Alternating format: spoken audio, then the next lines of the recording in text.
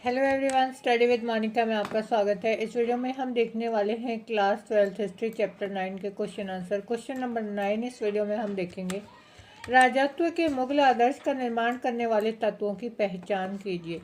यानी जो भी मुगल प्रशासन था उसमें राजत्व का सिद्धांत जो है वो किस तरह से काम करता था। मुगलों के राजत्व सिद्धांत का वास्तविक प्रस्फुटन होता है कहीं से किसी चीज़ की जो है एक बेहतर तरीके से शुरुआत होना। वो सम्राट अकबर के शासनकाल में हुई थी। अकबर के उत्तराधिकारी जहांगीर ने पर्याप्त सीमा तक उसके द्वारा प्रतिपादित राजत्व सिद्धांत का ही अनुसरण किया।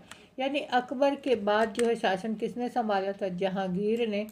तो उसने भी जो भी राजत्व का सिद्धांत जो अकबर के द्वारा चलाया गया था, ज़्यादातर जो है उन्हीं नियमों का पालन किया, उन्हीं का अनुसरण किया था।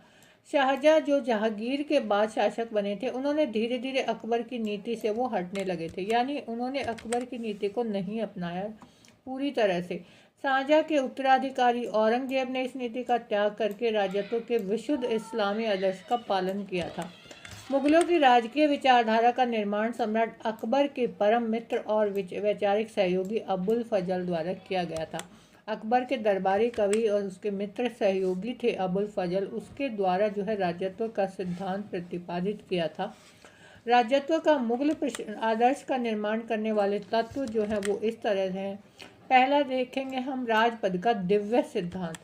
यानी जो राज शासन व्यवस्था थी मुगलों की, वो ये माना जाता था कि मुगल ये मानते थे कि दैवीय शक्तियाँ उनको प्राप्त है, वो पैदा ही जो है लोगों के ऊपर जो है शासन करने के लिए हुए हैं। सभी मुगल सम्राट राजत्व के सिद्धांत में विश्वास करते थे।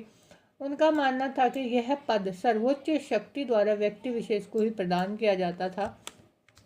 मुगल दरबार के इतिहासकारों ने अनेक साक्ष्यों के आधार पर यह स्पष्ट करने का प्रयास किया कि मुगल बादशाहों को जो शक्ति है वो सीधे ईश्वर से प्राप्त हुई है। यानी उनका यह मानना था कि वो पैदा ही शासन करने के लिए हुए हैं। उनके द्वारा वर्णित एक दंत कथा में यह बताया गया कि एक मंगोल रानी थी अलान कुआ। जब वो अपने शिविर में आराम करने के लिए लेटी हुई थी तो सूर्य की एक किरण आई उनके शिविर में, जिससे वो गर्भवती हो गई थी और उसने जिस संतान को जन्म दिया वह दिव्य प्रकाश का प्रभाव था। और ये प्रकाश जो है वो पीढ़ी दर पीढ़ी हस्तांतरित होता गया। यानी एक पीढ़ी से दूसरी पीढ़ी में जो है वो चला गया वो दिव्य प्रकाश। तो मुगल शासकों का ये मानना था कि उनको जो है ईश्वर ने भेजा ही शासन करने के लिए है, उनके पास दिव्य शक्तियाँ हैं। दूसरा है कि चित्रों द्वारा दिव्य सिद्धांत के विचार का संप्रेषण। उल्लेखनीय है कि इतिवृत्तों के विवरण, इतिवृत्त है जो मुगलों का इतिहास, उनके दरबारी कवि जो लेखक हैं उनके द्वारा जो भी उनका इतिहास लिखा गया है, जिनको हम इतिवृत्त या क्रॉनिकल्स बोलते हैं, उनके विवरण के साथ चित्रित किए जाने वाले चित्रों ने इन विचारों के संप्रेषण में महत्वपूर्ण योगदान दिया। यानी जो भी मुगलों का इतिहास लिखा जाता था उसमें लेखन कार्य के साथ साथ उन दृश्यों को जो है चित्रों में भी चित्रांकन करके उनका दिखाया जाता था। ये चित्र देखने वालों के मन मस्तिष्क पर स्थायी प्रभाव डालते थे। देखिए, एक तो चीज़ कोई चीज़ लिखी हुई होती है हमारे सामने, और दूसरा उसका अगर हम कोई उसकी पिक्चर तस्वीर देखते हैं तो वो तस्वीर हमें ज़्यादा अट्रैक्टिव लगती है। तो इसी तरह से ये चित्र है जो भी देखने वाला है उसके ऊपर स्थायी प्रभाव डालते थे। 17वीं शताब्दी से मुगल कलाकार बादशाह को प्रभामंडल के साथ चित्रित करने लगे। उन्होंने ईश्वरीय प्रकाश का प्रतीक रूप इन प्रभामंडलों को ईसा और वर्जिन मैरी के यूरोपीय चित्रों में देखा था। यानी ये चित्रों को भी इस तरह से बनाने लगे, मुगलों के चित्रों को भी, कि इनको जो है दैवीय शक्तियाँ प्राप्त हैं। धर्म और राजनीति में पृथक्करण। इस सिद्धांत में धर्म और राजनीति में पृथक्करण स्थापित करने का प्रयास किया गया। अकबर को राजनीति में उलेमा वर्ग का अनुचित हस्तक्षेप पसंद नहीं था। उलमा वर्ग यानी जो उलमा जो जिनको ईसाई के जिनको ज्ञाता बोला जाता है, जिनको ज़्यादा जो है ज्ञान होता है, लेकिन वो जो है अनुचित हस्तक्षेप उनको पसंद नहीं था अकबर को। वह उलमा वर्ग के प्रभाव को कम करके अपनी शासन नीति को जनहितैषी सिद्धांतों के आधार पर चलाना चाहते थे। जो उलमा थे वो थोड़े से अपने धर्म को लेकर उनका जो है विचार उनके अलग होते थे, लेकिन अकबर ने लगभग सभी धर्मों को संरक्षण दिया। उन्होंने न सिर्फ इस्लाम को, चाहे कोई हिंदू है या मुसलमान, भारतीय मुसलमान है, लगभग सभी धर्मों का वो सम्मान करते थे।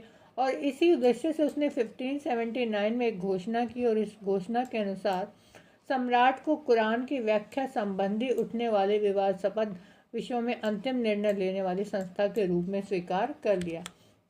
यानी जो उल्मा होते थे उनका मानना कुछ और था कि भाई जो धर्म है वो सर्वोप्रिय है, लेकिन जो सम्राट अकबर थे वो जो है उनकी बातों को नहीं मानते थे।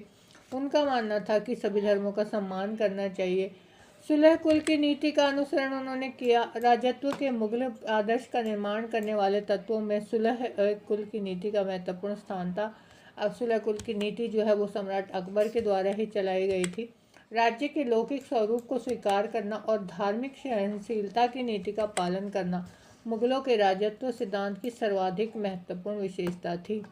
औरंगजेब के अलावा लगभग सभी सम्राट धार्मिक दृष्टि से उदार और सहनशील थे। देखिए जो औरंगजेब था वो एक कट्टर, आप इस्लामिक कह सकते हैं कि वो अपने धर्म के प्रति जो है वो कट्टर थे।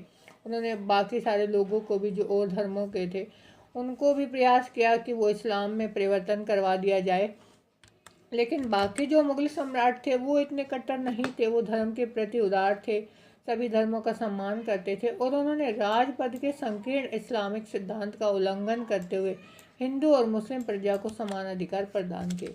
यानी जो बाकी जो औरंगजेब को छोड़कर बाकी जो भी मुगल शासक हुए उन्होंने हिंदुओं को और बाकी मुसलमान जो भारतीय मुसलमान थे सभी का सम्मान किया, उनको भी अधिकार प्रदान किए अपने राज्य में। अकबर पहला शासक था जिसने धर्म और जाति के भेदभाव का त्याग करके अपनी प्रजा के साथ समान व्यवहार किया। न्यायपूर्ण संप्रभुता सामाजिक अनुबंध के रूप में अनुबंध जिसको हम ऐसे कहते हैं कि कॉन्ट्रैक्ट होता है। अबुल फजल के विचार के अनुसार संप्रभुता राजा और प्रजा के बीच होने वाला एक सामाजिक अनुबंध था। प्रजा अपनी जीवन यानी राजा और प्रजा के बीच एक कॉन्ट्रैक्ट होता था कि कुछ जो है राजा के कुछ राजा ने कुछ नियम बनाए जिनका प्रजा को पालन करना होता था, और जो राजा है वो उसकी जो है जिम्मेदारी होती थी कि वो अपनी प्रजा की देखभाल करेगा, उनको संरक्षण प्रदान करेगा। बादशाह अपनी प्रजा के जीवन, धन, सम्मान और विश्वास की रक्षा करता था। अकबर का विचार था कि एक राजा अपनी प्रजा का सबसे बड़ा शुभ चिंतक और संरक्षक होता है। उसे न्यायप्रिय, निष्पक्ष और उदार होना चाहिए, यानी उसको जो है भेदभाव नहीं करना चाहिए। उसकी प्रजा में चाहे किसी भी धर्म का व्यक्ति हो, किसी भी जाति का हो, सबको समान मानना चाहिए। अपनी प्रजा को उसे संतान के रूप में देखना चाहिए और प्रजा की भलाई के लिए ही उसे जो शासक है, जो राजा है, उसको कार्य करना चाहिए। प्रतीकों द्वारा न्याय विचार का दृश्य रूप में निरूपण करना, यानी कुछ प्रतीक उन्होंने बनाए जिससे न्याय को दिखाया जाता था कि जो मुगल प्रशासन है, जो भी शासन करने वाला, जो भी शासक है, वो राजा जो वो प्रजा अपनी प्रजा के साथ किस तरह से न्याय करता है। न्याय के विचार का दृश्य रूप में निरीक्षण करने के लिए अनेक प्रतीकों की रचना की गई। मुगल राजतंत्र में न्याय के विचार को सर्वोत्तम सद्गुण माना जाता था।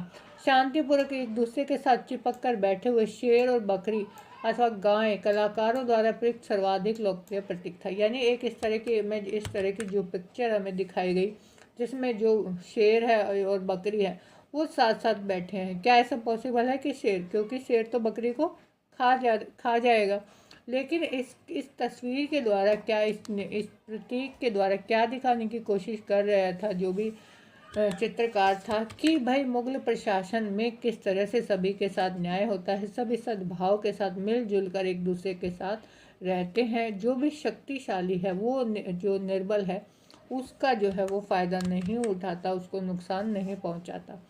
इसका उद्देश्य राज्य को एक ऐसे क्षेत्र के रूप में दर्शाना था जहां दुर्बल और सबल सभी पारस्परिक सद्भाव के साथ शांतिपूर्वक रह सकते थे।